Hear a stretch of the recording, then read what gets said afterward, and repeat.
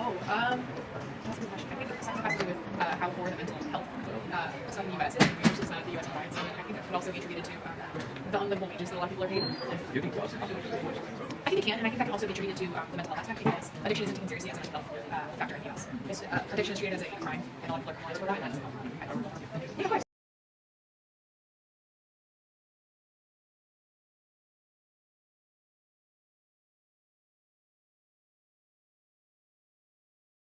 alcohol play a big role?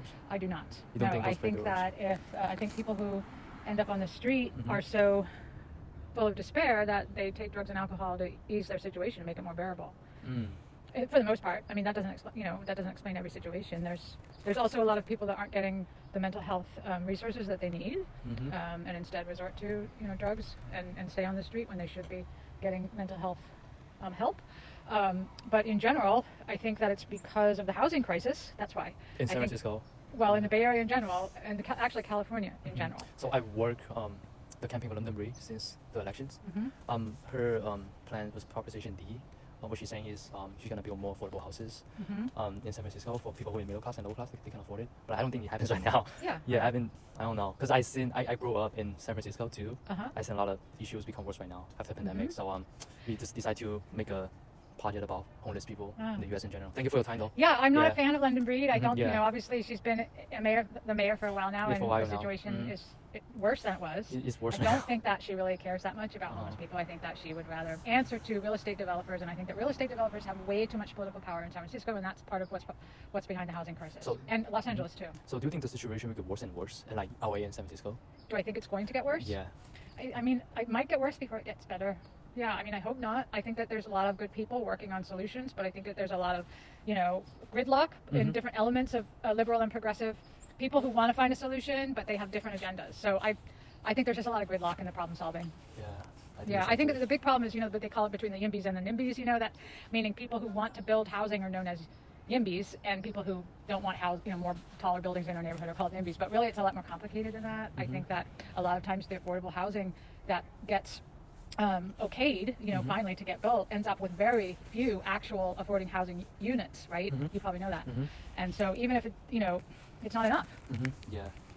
So I think it might get worse before it gets better, unfortunately. I think the same thing too. It's getting worse and worse because I feel like the government, they had the resources, definitely, but they don't want to put it on the people this way. And it's going to cost a lot of money too.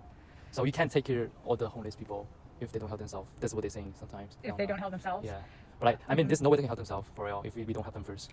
Yeah, I mean, one of the arguments is that is housing first, and then get them the help that they need. And other people argue, no, they just need to be put somewhere, because they're mentally ill. But a lot of people in the progressive wing say, just give them a place to live, and those who will accept it, all they need is housing, and let's take it from there. So like currently, do you know Hunters Point? Hunters Point?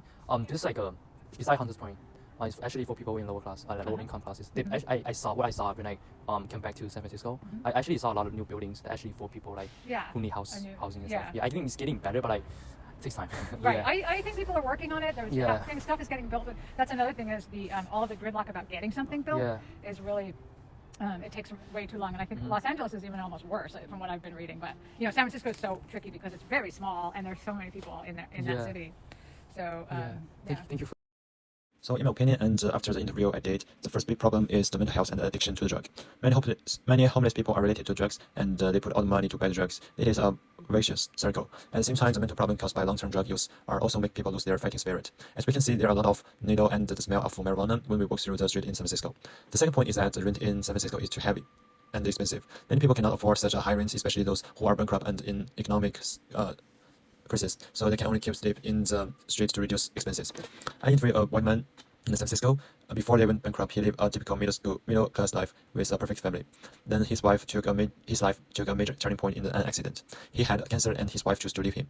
Later, the man sold the house and concentrated on healing illness. Fortunately, the cancer was cured, and he is very appreciated. And he said he believed that everything will be better. And there is another category of people who like this way of life. This is the United States, and everyone has their own way of life. There is no absolute good and absolute bad.